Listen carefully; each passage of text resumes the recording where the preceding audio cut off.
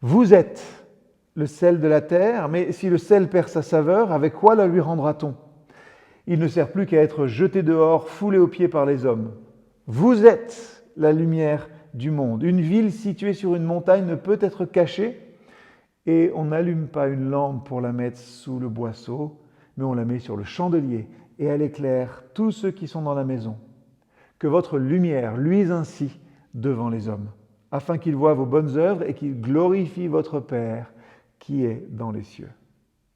Jésus, juste après avoir dit les béatitudes, caractérise finalement ceux qui sont enfants de son royaume, ceux qui sont enfants de Dieu, et il leur prédit, c'est vrai, d'inévitables persécutions dans un monde ennemi de Dieu. C'est les versets juste avant. Mais maintenant, dans les versets que nous avons lus, ces versets de Matthieu 5, versets 13 à 16, il veut leur faire sentir tout le sérieux attaché à leur position, la grandeur de leur vocation, afin que, loin de se laisser abattre finalement par l'opposition que l'on rencontre tous et toutes, ils n'en deviennent que plus courageux, plus fidèles, pour exercer, c'est vrai, l'influence qu'ils sont appelés à avoir. Ils sont parmi les hommes et les femmes le sel et la lumière. En tant que chrétiens engagés, en tant que chrétiens activés, nous sommes appelés à être sel de la terre et lumière du monde.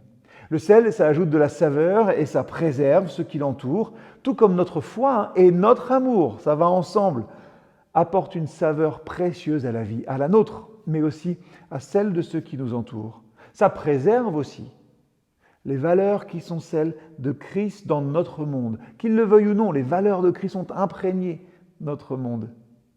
La lumière, quant à elle, elle dissipe les ténèbres et nous sommes appelés à briller d'une lumière divine, révélant la vérité, l'amour et la grâce de Dieu aux autres.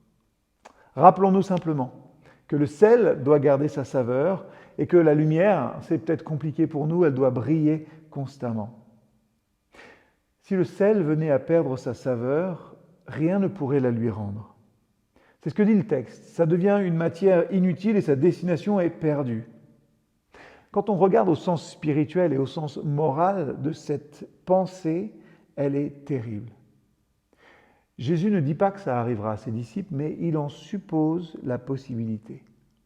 Du coup, ça nous engage à rester fidèles. Nous pouvons influencer positivement le monde qui nous entoure, c'est vrai. Que nos vies reflètent la sagesse, l'amour et la puissance de Dieu, afin que ceux qui nous voient finalement soient attirés vers la vérité et glorifient notre Père Céleste. Et finalement, que faisant cela, nous entretenions simplement notre foi.